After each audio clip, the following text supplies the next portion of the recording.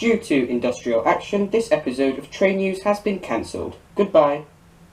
Only joking. I'm just about the only thing on Britain that currently isn't on strike. Hello and welcome to Train News.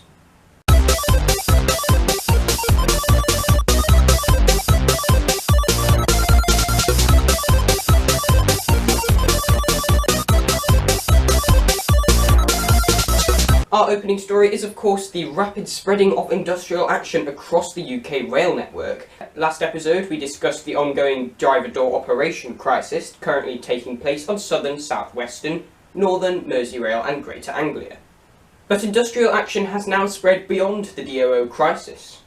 Virgin Trains West Coast and CrossCountry are currently being crippled by strike action over pay. Virgin Trains East Coast workers are also voting on whether or not to strike. The ballot actually closed on the day this was being filmed. I reckon they'll vote to strike. All three companies are facing off to the RMT, whilst Virgin Trains West Coast is also facing off with the TSSA, who are responsible for workers on platforms and in ticket offices. The 10th of December timetable change saw many major changes on the railway.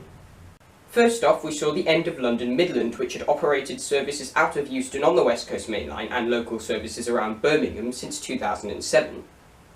London Midland has been replaced with West Midlands Rail, which is operated by a consortium of Japan Railways East, Mitsui and Abellio. The new company have split the franchise into two separate brands and business units. These are London North Western, operating services out of Euston, and West Midlands Railway, which is operating services around Birmingham. The new franchise includes the order of 100 new trains, a combination of mainly Bombardier Adventurers and CAF Civities. The new franchise will also inherit a number of other trains, including the 172s from London Overground, the 350s from Transpennine Express, and the Viva Rail D trains, which are set to enter service this time next year. The 10th of December also saw the first passenger services on the Ordsall Chord, which allows direct services from Piccadilly to Victoria. Hurrah! Except that there are no direct services between Piccadilly and Victoria, and there won't be until May. The only service to use the chord is an extension of the Victoria to Bradford service through to Manchester Oxford Road. Rather underwhelming. The potential of the chord's usage is of course stunted by the DfT and Network Rail's failure to fund and build new platforms at Piccadilly and quadruple the route to Oxford Road, much to the dismay of Northern, Transpennine Express, and of course the passengers. But since when do the passengers matter? Platforms 13 and 14 at Manchester Piccadilly are already struggling desperately to cope with the number of trains running through them or terminating in them. Even on days with no other disruption, trains through the section can be delayed by 5 to 10 minutes just from the sheer number of trains. How exactly they're meant to handle 2 more hourly services from May is yet to be worked out. A good place to start, I think, would be to get rid of the North Wales terminating services. Either run them through to the airport or terminate them at Oxford Road. Anyway, the opening of the chord marked the end of a 2-year-long construction project. The first train to cross on the 10th of December was the 0840 Northern service from Manchester Victoria to Manchester Oxford Road, which was filled mainly with railway enthusiasts, including me, Duncan and Jim Trainspotting, amongst others. Northern sold these hilariously overpriced rip-off tickets, £5 for one way, but you know what, I bought it anyway, because even though I know it's a scam, look, it's shiny. We did of course make a whole other separate video all about the Ordsall Chord, which you can check out in the link in the description below. Now it's time to introduce a brand new segment on Train News, which we're going to call Why is Everybody So Angry? Where we will look at some news stories which have made people very angry.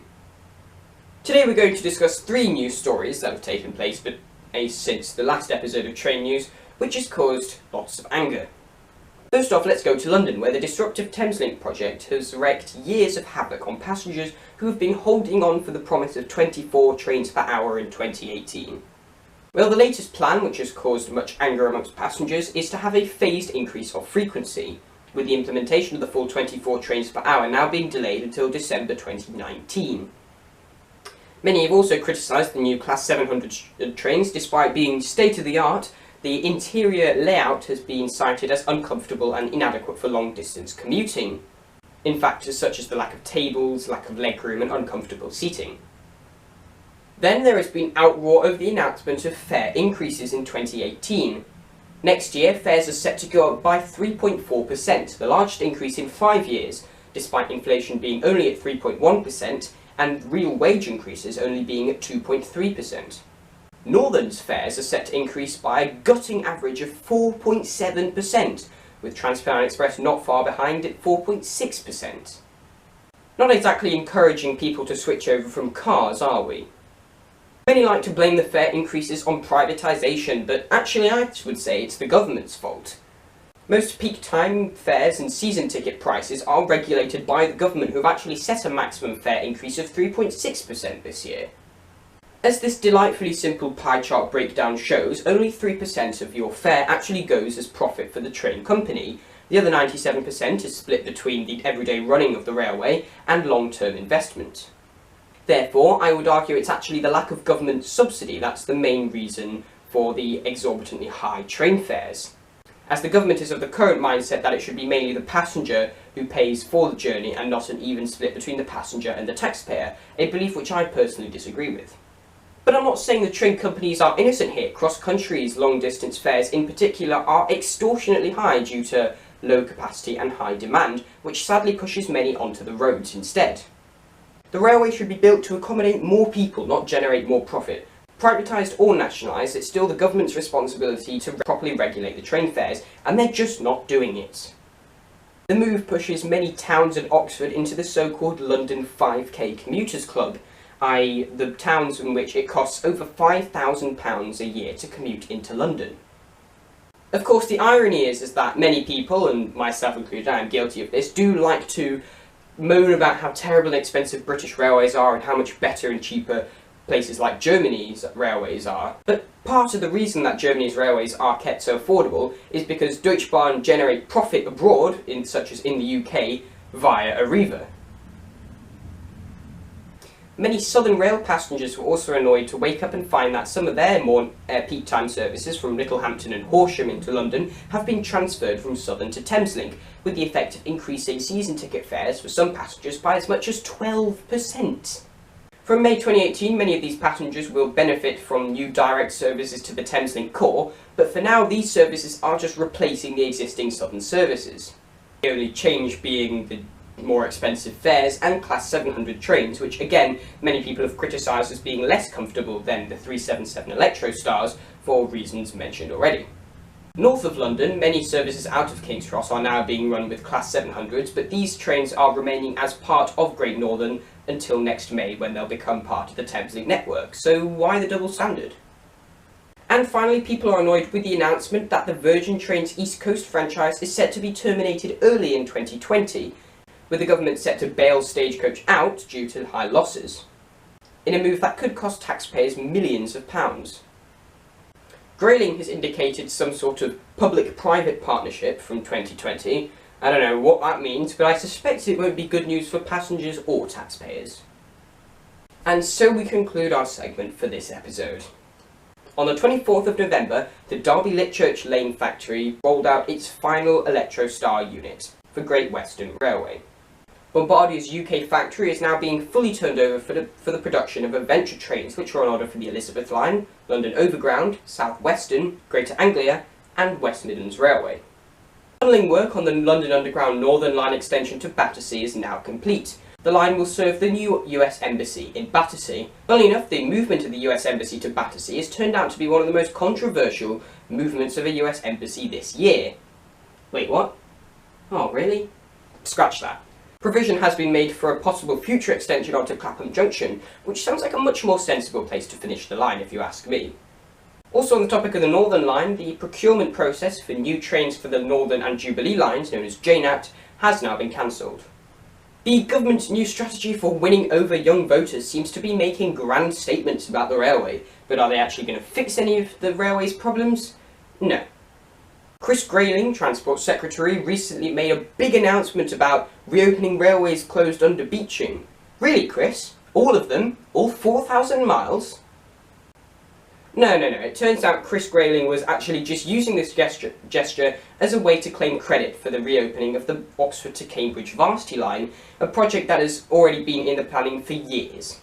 What he didn't mention is that the project is being delayed by years, and also that it's now going to be opening without electric wires. Chancellor Philip Hammond, with a similar mindset, has also included some announcements about the railway in the autumn budget. Philip Hammond is going to save the railway. He's going to revolutionise rail travel in Britain and bring trains into a new golden age with one swift brush. And you know how he's going to do that? He's going to, wait for it, extend the young person's rail card from 16 to 25 to 16 to 30. Well done. You did it. You've done it. Our saviour. You've fixed the railway. Yes, another 4.5 million people can now get slightly cheaper, ridiculously expensive train fares when travelling places for the weekend, because remember, you can't use a rail card before 9:30 and therefore it's useless if you're actually trying to use it to get to work. Our hero. Oh, and the announcement also included something about digital connectivity on the Trans-Pennine Rail route, which doesn't sound much like electrification to me. But enough about that. This month the railway world was taken by storm by this new book, Britain's 100 Best Railway Stations by Simon Jenkins, which includes a broad but detailed history of the railway in the UK and how it came to be. And of course it picks out 100 of the architecturally finest railway stations in Britain, both on the National Rail Network and on heritage railways. To celebrate the release of the film Murder on the Orient Express, based on the novel by Agatha Christie, the Orient Express set itself was brought into London for the very first time via the Channel Tunnel. Here is a picture of the train in London St Pancras. Our railway system is fragmented. Our infrastructure is owned by a government organisation, Network Rail, and our trains are run by private companies based on time-limited franchises handed out by the government. The Rail Delivery Group is another government organisation which is responsible for tying together some of the operational aspects of these various train companies, and one of the things they are responsible for is this, the National Rail Train Ticket. Now, Britain's trains are of course very expensive compared to other European countries, but this is not so much the fault of the ticketing system itself. However, the National Rail ticketing system does have some major problems which I will be highlighting. Yes, our National Rail ticketing system is broken. But I will talk more about that in a separate video I'm going to make and upload next Wednesday, so check it out. I'm not sponsored by Modern Railways, but it's where I get a lot of my information from, and it's a good magazine, so I recommend it. Thank you for watching, and please subscribe. Next episode will be in February. Our introductory story is of course that the Class 800 has now entered service on Great Western Railway. While Virgin call their 800s Azumas, people aren't really sure what to call Great Western's units. Many mistakenly call them IEPs, which is silly because IEP is the programme under which they are introduced. Hitachi knows them as AT300s or SET Super Express trains, so take your pick. The introduction of these units was followed by their immediate withdrawal due to major technical issues, such as leaking air conditioning. Oh dear. Right, GCSE's all over. I'm free! Wait, what's that? Ah, shit. Terminating North Wales services. Either run them to with the government bailing Stagecoach out. Stagecoach. Britain's 100 Best Railway Stations by Simon Jenkins, which includes